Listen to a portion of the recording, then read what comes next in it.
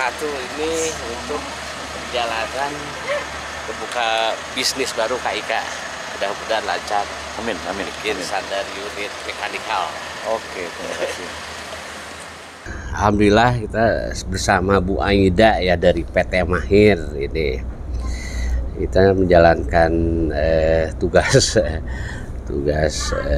ke Cikarang dalam menyusun satu standar unit kompetensi bidang mekanikal. Nah, ini sedang di kilometer 96 ini.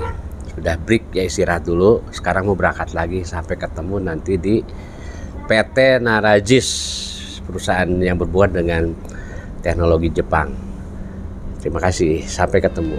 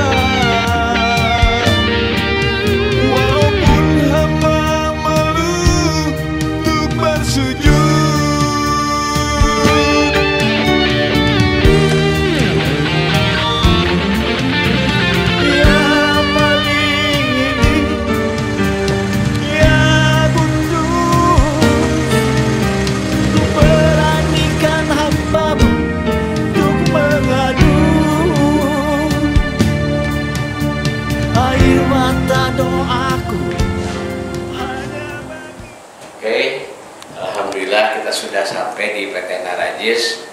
Ini produknya itu total super safety, berarti ini monitor untuk hidroliknya.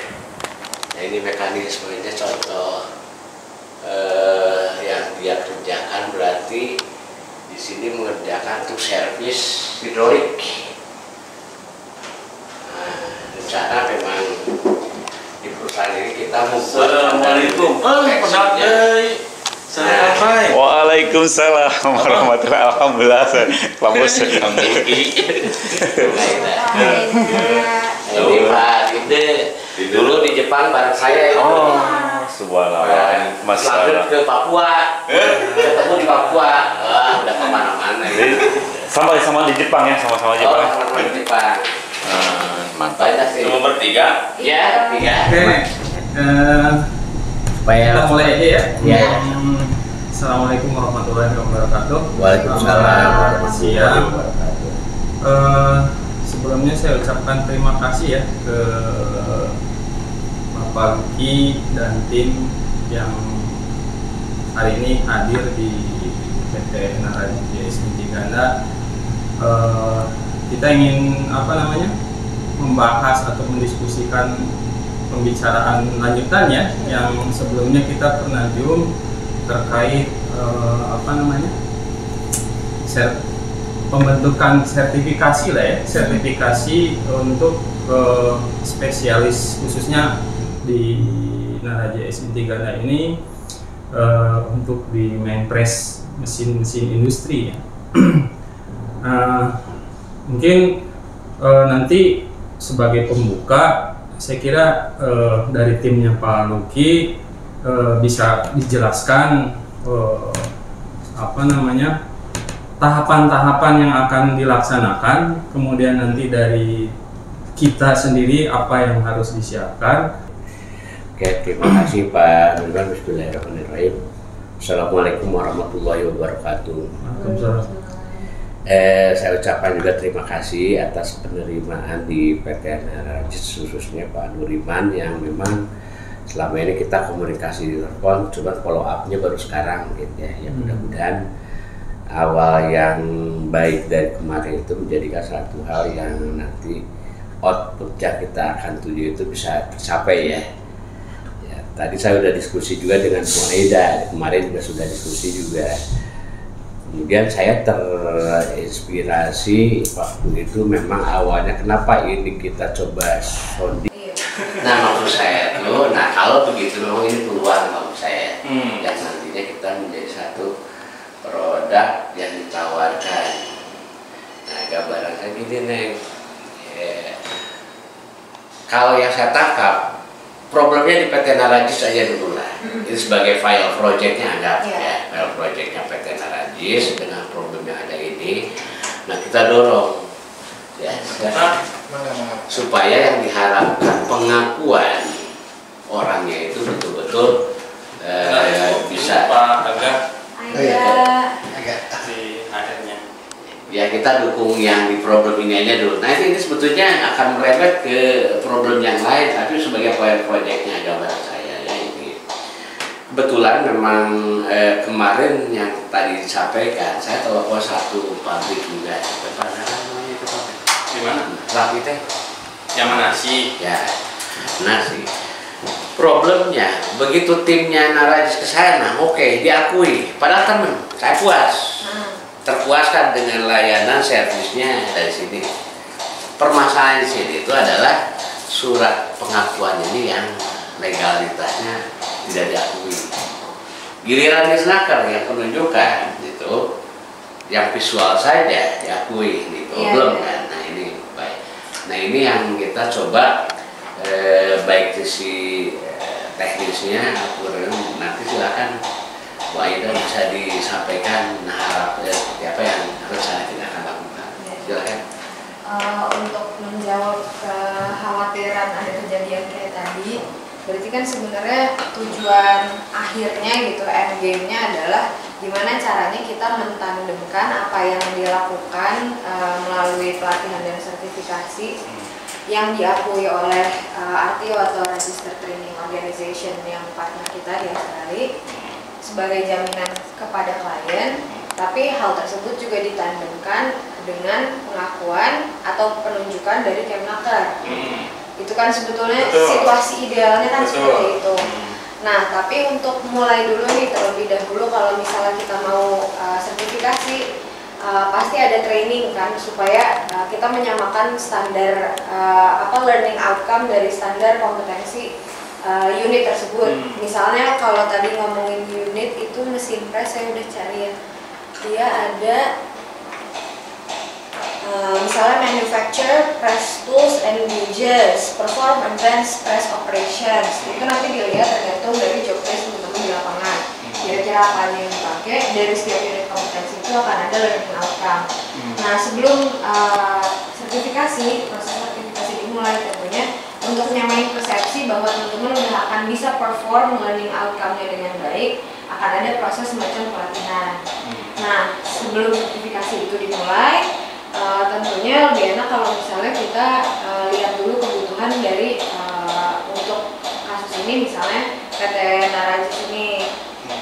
Kemungkinannya paling enak itu kalau misalnya bagaimana sih programnya, karena untuk pengakuannya RTO Australia sendiri untuk mendapatkan sertifikasi itu sebetulnya ada berbagai macam cara juga.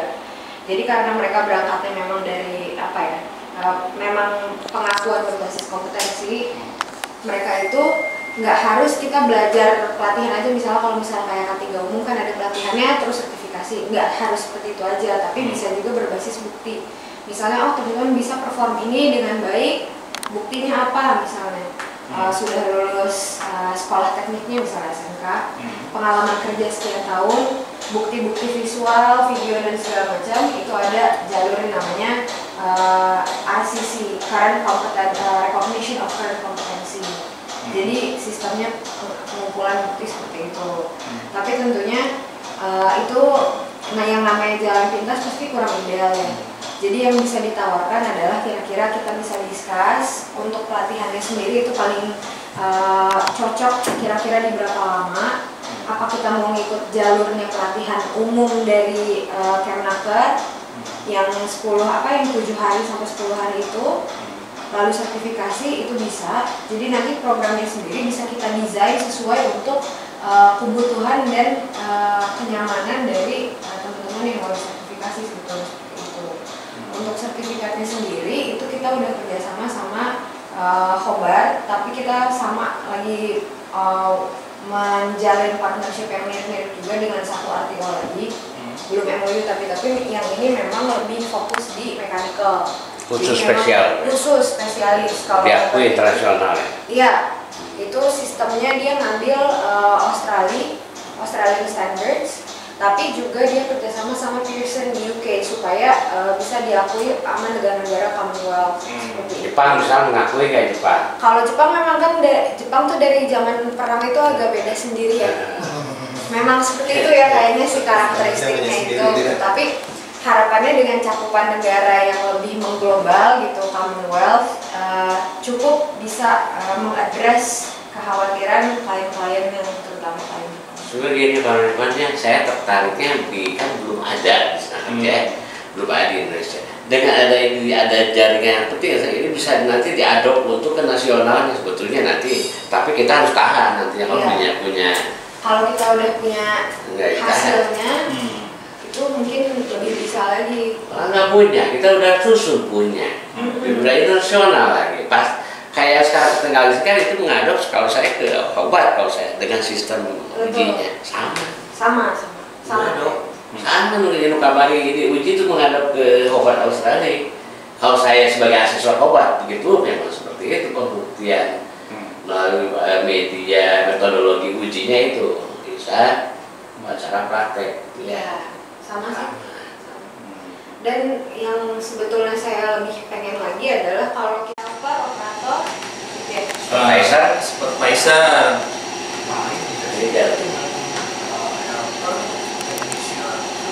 Sama supervisor. Oke. Secara idealnya kan kalau di organisasi operator, supervisor, manajer. Iya. Jabatan, jabatan. Level 2, 3, 4, 5. Untuk divisinya sendiri beda-beda juga. Misalnya yang ini hanya spesifik untuk mesin A, yang ini spesifik mesin B. Gitu. Enggak. Oke. Kita cuma dua aja, mekanikal sama elektrikal. Itu Oh, dua. bagiannya secara Dari situ aja. Elektrikal kan udah ya? Udah tinggal mekanikal. Ya, makanya yang kemarin jadi nyambung yang mekanikal kan. Mekanikal naik gede. Karena elektrikal itu yang kemarin ikut kelistrikan itu kan. Di PPL-nya. Gitu. Plan projectnya di sini aja dulu lah. Gampang nanti kalau nyari-nyari yang bidang lain udah nyambung satu paket ini. langsung saya mau kemana di ATM? Kenapa? Langsung saya kom di ATM, PTL. Red komit. Ini level ini level 5 ya? Level 4, level 3. Apaan? Kemarin waktu uji saya. Nggak ikutan sih. Oh, ikutan. Karena itu anak Yang teknisi bilang semua. Pak Deden. Oh, Pak Dedennya. Oh, iya, Ada Pak Deden. ikutan tuh kan. Beda. Saya administrasi Oh, Pak. Kita lebih fokus yang orang-orang teknisi. Nah sekarang kalau dia ikut, nanti benerin di kantor doang. Nggak perlu bawa sertifikat.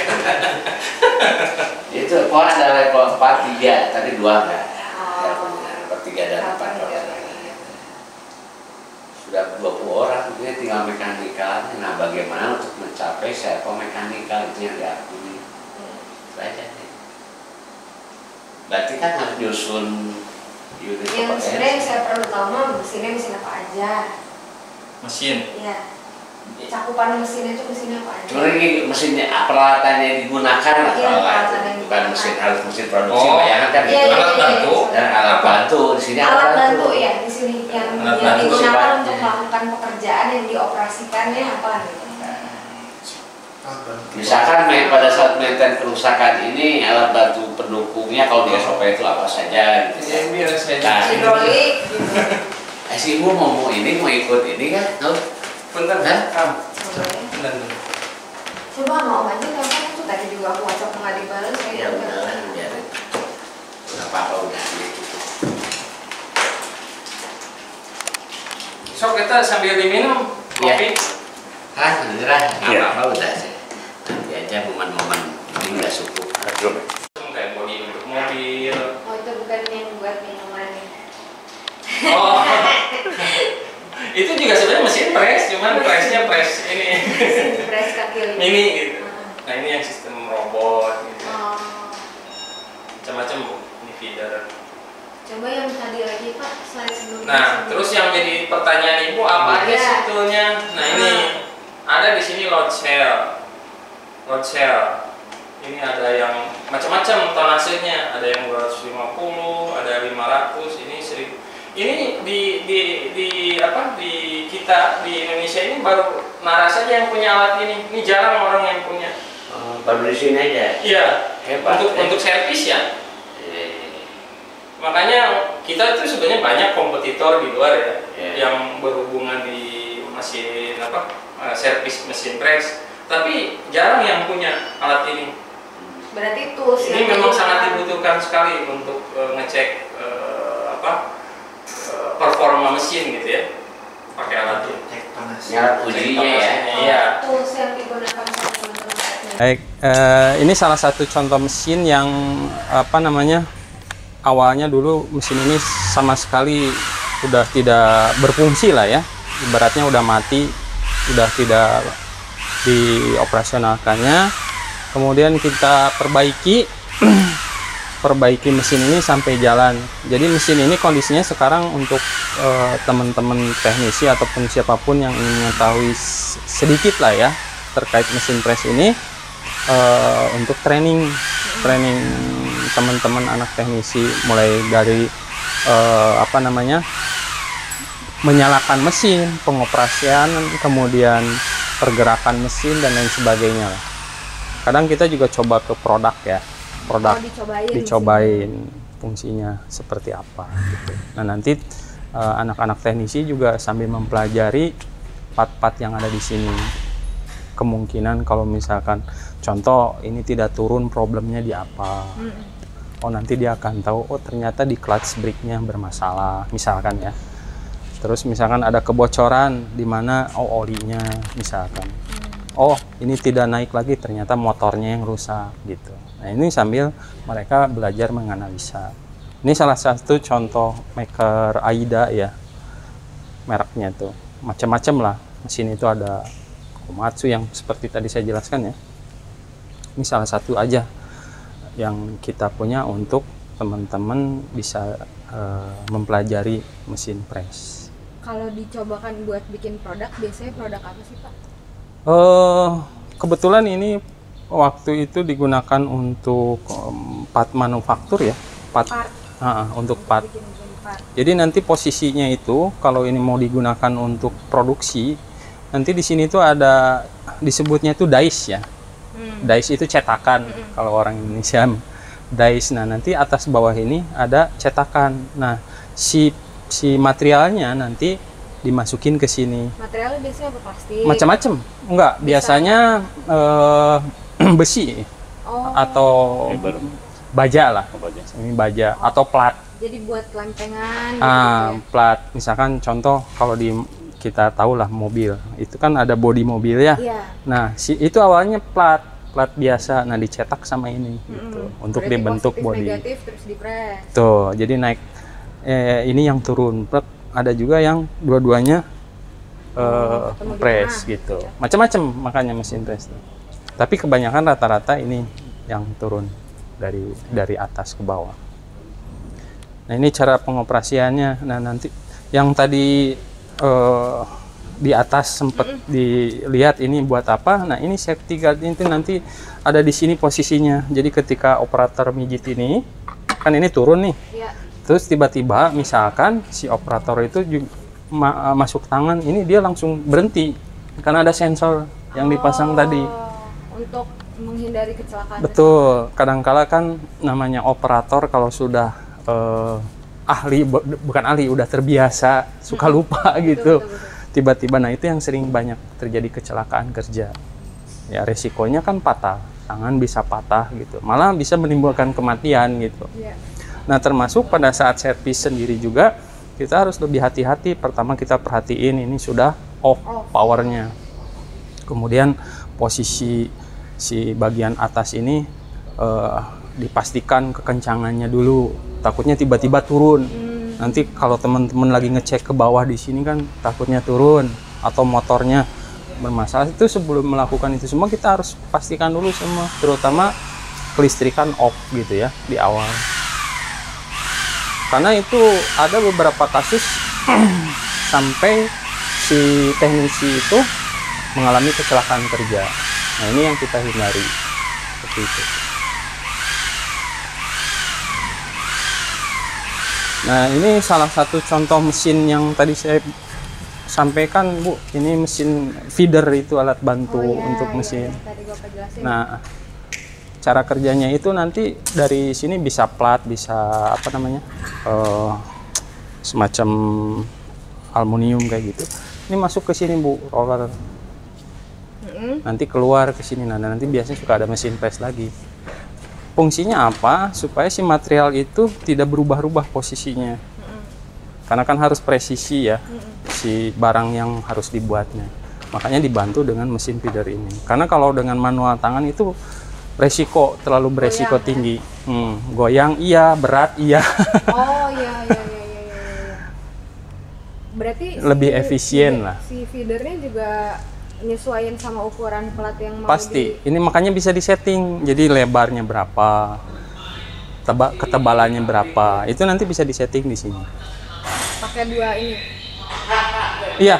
Ini misalkan untuk naik turun, untuk ketebalan. Ini untuk lebarnya. Ini kebetulan kita ada mesin yang lagi diperbaiki. Ini juga awalnya tidak jalan ini. Ini kita sekarang lagi dari nol lah kita perbaiki. Kalau yang kuning itu apa? Itu untuk penempatan material. Bagian dari feeder juga. Bagian dari ya, ini untuk penempatan material. Jadi si material ini ada gulungan nanti masuk ke sini. Oh, dia masih bagian yang sama lah ya. Bagian sama, ini satu set ini. Satu set. Oke. Mungkin itu sih yang bisa saya jelaskan untuk Nah, ini kalau sedikit bapaknya pengetahuan. lagi ngapain? Ini lagi ini elektrikalnya. Oh. Lagi nyeting elektrikalnya.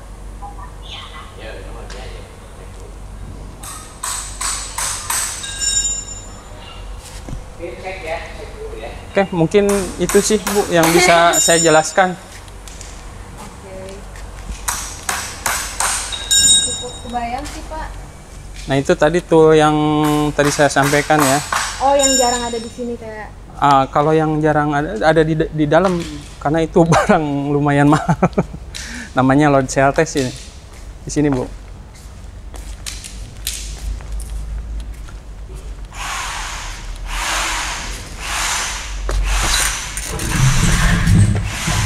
Boleh, silakan masuk. Gelap. Nah, ini tool kita.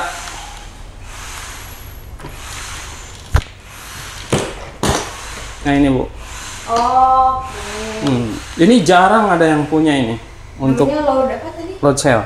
Load cell. Load cell test.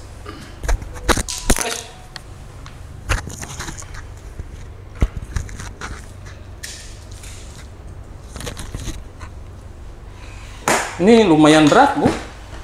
Itu teh fungsinya buat apa sih Pak? Untuk mengecek nanti tonase mesin. Tonase mesin itu berapa ton, kan macam-macam tonase mesin press tuh. Ini diceknya sama ini. Ini lebih presisi.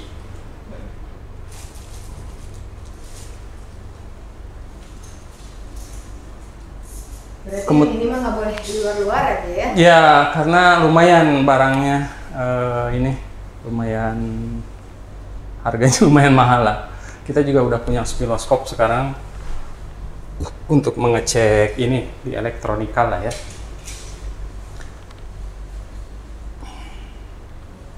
Nah, kayak solder apa kita ya di sini untuk yang alat-alat elektroniknya.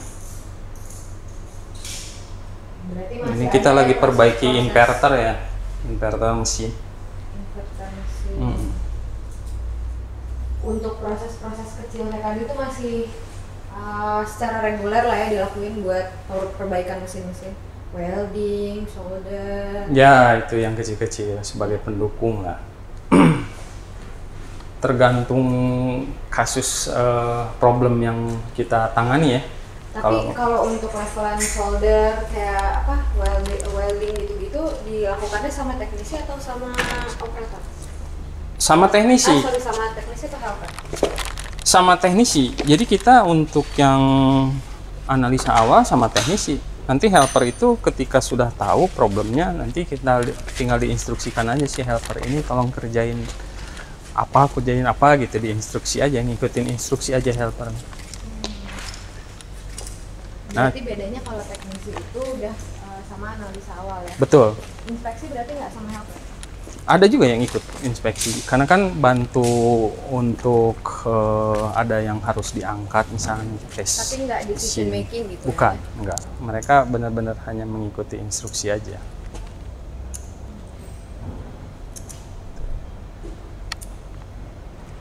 Ya kalau tuh untuk mekanik mah inilah standar, Ya. kita udah punya alatnya.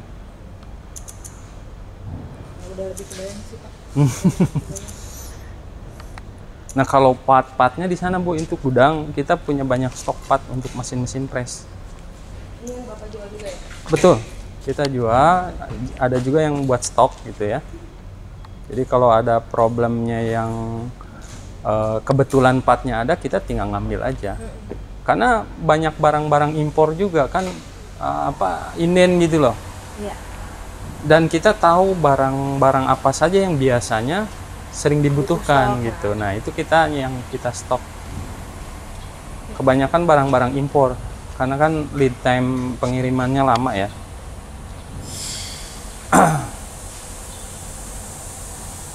Kalau supervisor beda di level decision makingnya sama teknisi apa?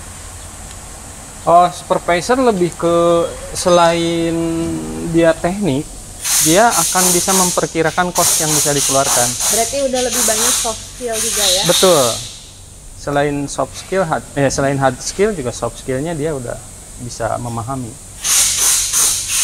Lebih banyak perkiraan cost. Malah kalau ada problemnya yang tidak bisa diputuskan oleh si teknisi, ya supervisor bisa ambil keputusan Bikin gitu. timeline buat ngira-ngira jadinya kapan itu juga Bisa. Ya nanti koordinasi juga dengan orang marketing kan. Hmm.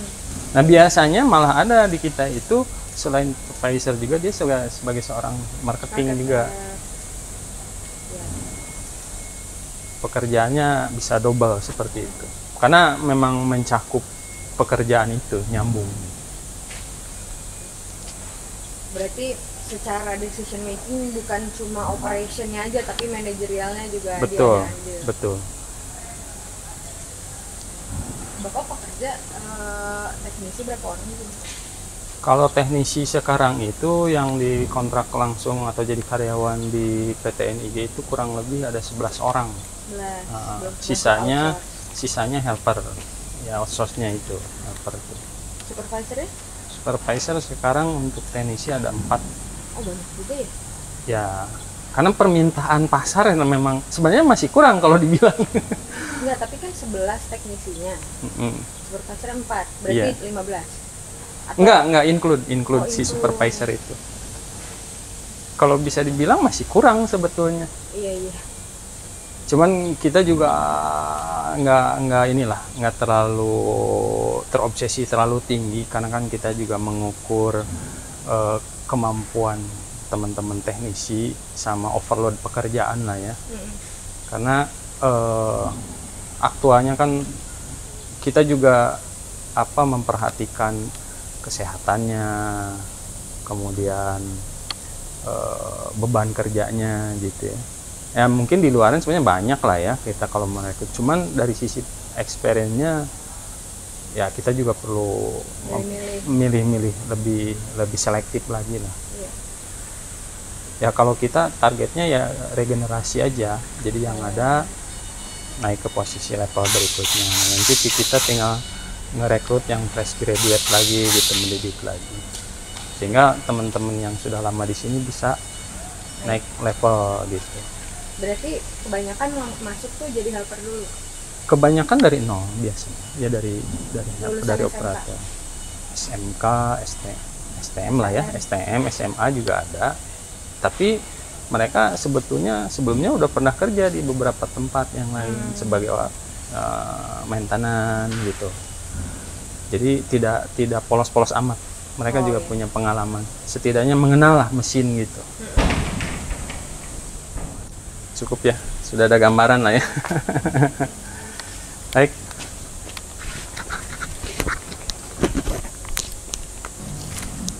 Jadi tolong hati-hati itu apa namanya? Iya. Takutnya ada masuk latihnya. Juga bekas-bekas di mesin-mesin apa namanya? Di pabrik-pabrik yang sudah tidak terpakai kita beli Bu. Kenapa? Ini tuh paling sering problem di mesin press. Ini bagian apanya sih Pak? Ini stok lah, kita stok karena ini bisa dipretelin kan. Misalkan contoh di dalamnya itu ada bearing yang misalkan di customer itu ada problem yang sama, terus si Kanibal ya, spesifikasinya, kanibal. nah ini kanibalannya gitu kita pretelin karena ini original semua. Oh, Jadi kalau untuk mesin-mesin tua itu kan jarang, ya lebih susah ya. makanya kita ini ya ibarat kata nyetok lah. Kalau ada problem yang sama tinggal karena kita tahu kebanyakan problem itu di sini gitu. Oh. Ini namanya apanya Pak? Ini tuh clutch brake bagian motor mesin di atas, Oh, mesin press. clutch brake. Oke. Nanti di dalamannya tuh banyak sekali part-part. Jadi part dari mesin yang mana nggak bisa dicobain dari part Ya, yang dicobain ke sana. Betul. Yang penting spesifikasinya mendekati sama lah kurang lebih.